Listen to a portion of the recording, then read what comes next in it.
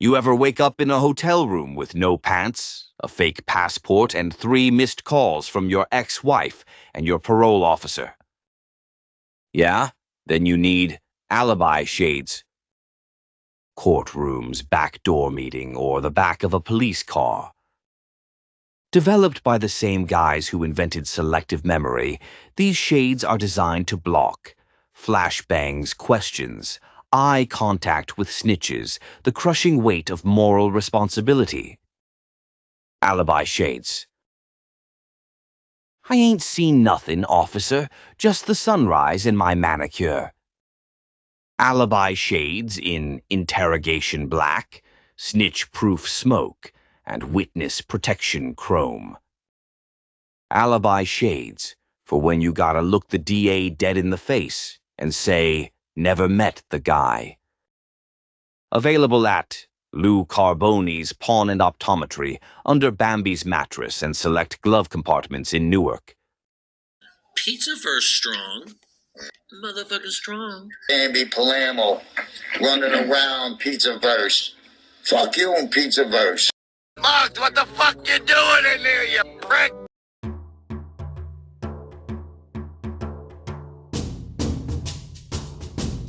Analyzing evil, Candyman, the psychology of vengeance, trauma, and the ghost of collective memory. A Bambi's Twisted Tales and Pizzaverse Studios production. Say his name. Candyman, Candyman. The scariest monsters ain't the ones that sneak out of the dark. They're the ones we make, the ones born out of pain, hate, and the kind of injustice that don't die, it just waits. Candyman ain't just a ghost story. He's a social autopsy, a reflection of everything that festers when the truth gets buried too long. He ain't evil by nature. He's vengeance by necessity. He's trauma with a hook and a voice that don't fade. You don't summon Candyman by believing in him. You summon him by forgiving yourself too late. The man before the myth. Before he was legend, he was a man, Daniel Robitaille. A painter, a lover. A black artist in a white world that punished him for crossing invisible lines. When he fell in love with a white woman, her father's rage turned the town against him. They cut off his hand, smeared him in honey, and let the bees do the rest. That's racialized trauma crystallized into myth. He ain't just a spirit. He's a scar that history refused to heal. You ever hate something so much it starts haunting you back? That's Candyman. Daniel died begging for mercy, but his spirit rose begging for recognition.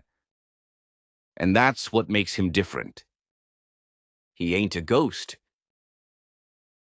He's a reminder. The psychology of myth. Candyman lives where belief meets guilt. Say his name and you feed him. Deny him and you mock his existence. That's collective consciousness trauma.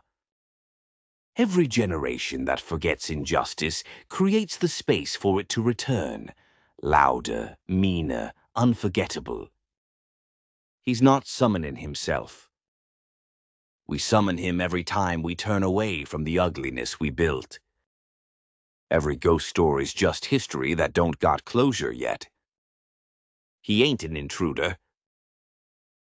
He's a reflection. He's what happens when pain gets passed down and memory gets rewritten. Saying his name. Candyman only appears when you say his name 5 times in a mirror. Simple, right? But it ain't superstition, it's psychology. That's repetition compulsion, a Freudian concept where people unconsciously relive trauma until they face it. Every time someone says his name, they're acknowledging buried truth. They're poking the wound. And when he appears, he ain't just killing the body. He's punishing the silence. That mirror ain't magic. It's confession. And Candyman, he's what answers when you finally tell the truth. The symbolism of the bees. The bees ain't just horror window dressing. They're poetic and biblical.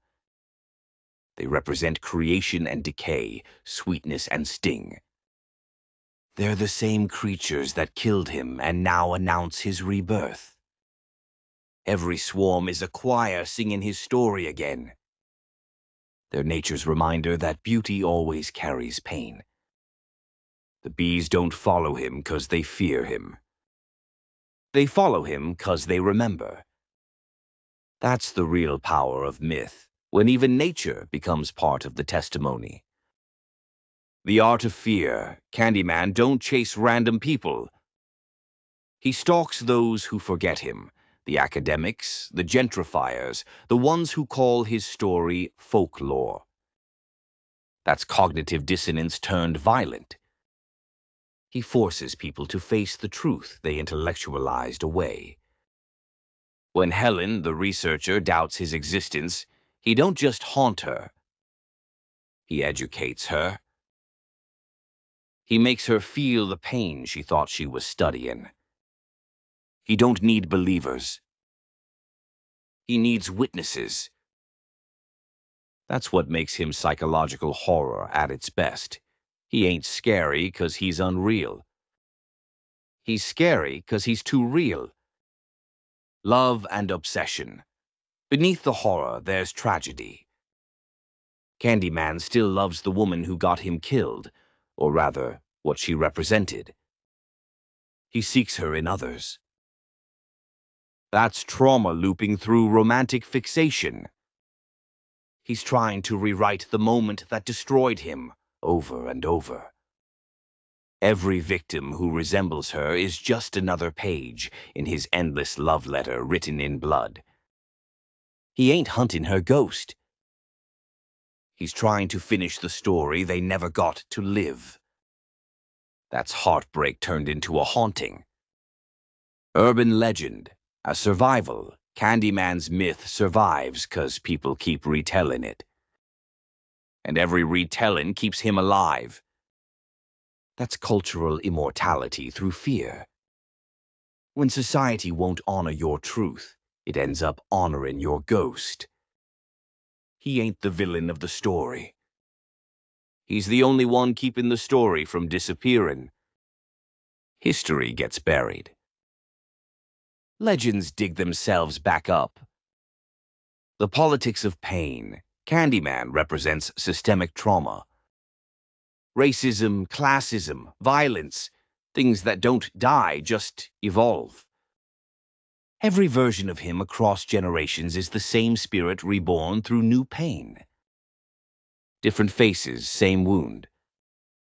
That's intergenerational haunting. When trauma's passed like inheritance, same ghost, new address. He ain't just a man with a hook. He's every story America forgot to finish. The modern Candyman. In the newer tales, Candyman becomes many. He's no longer one ghost. He's a collective spirit, a hive of names, faces, and injustices that never got closure. That's evolution. That's myth becoming movement. He's not one man anymore. He's every time a voice got cut off mid-scream. And that's the beauty and the terror of his resurrection. The hive don't die. It multiplies. Remember my name. Candyman ain't the monster. He's the memory. The echo that says, you can't heal what you won't admit. He's proof that the real horror of history ain't the ghosts that haunt us. It's how often we invite 'em back. He don't want your soul. He wants your acknowledgement. Say his name, not out of fear, but out of respect. This has been Analyzing Evil, Candyman, the psychology of vengeance, trauma, and the ghost of collective memory. Brought to you by Bambi's Twisted Tales and Pizzaverse Studios, where we don't just chase monsters, we chase the truth they came from. So hit subscribe, ring that bell, and remember, in the Pizzaverse, we don't run from what's behind the mirror. We interview it.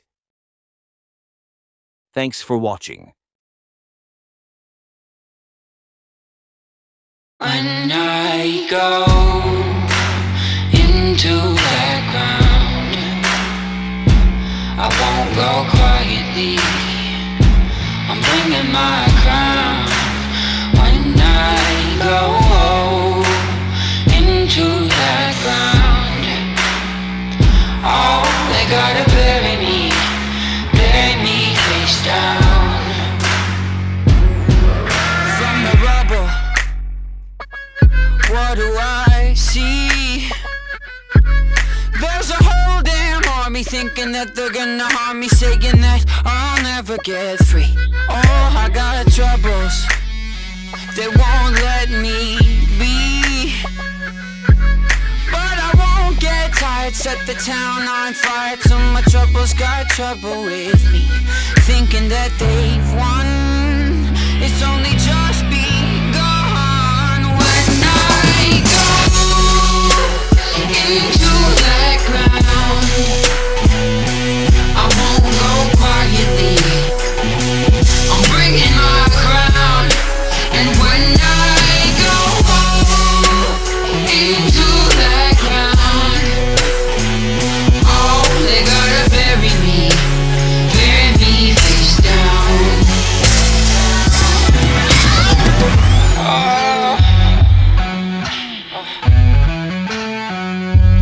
I've been on the run since I was a boy, but now I'm done running. Got another thing coming, watch my enemies get destroyed. Oh, I got troubles of more than one kind, but I never sleep. Gotta bury me 6 feet deep where the sun don't shine.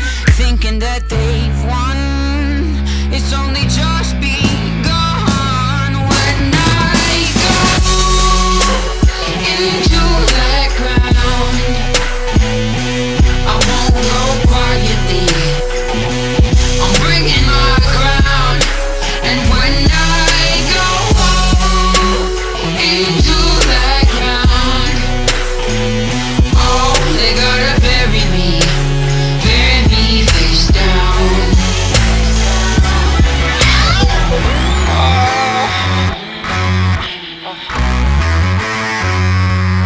I've been counted out, left for dead, wanted with a bounty on my head. But somehow, someway, I'ma keep moving along. Been counted out, left for dead, wanted with a bounty on my head. But somehow, someway, I'ma keep moving along. Thinking that they've won, it's only just begun. When I go into that ground, I won't go quietly. I'm bringing my crown. And when I go into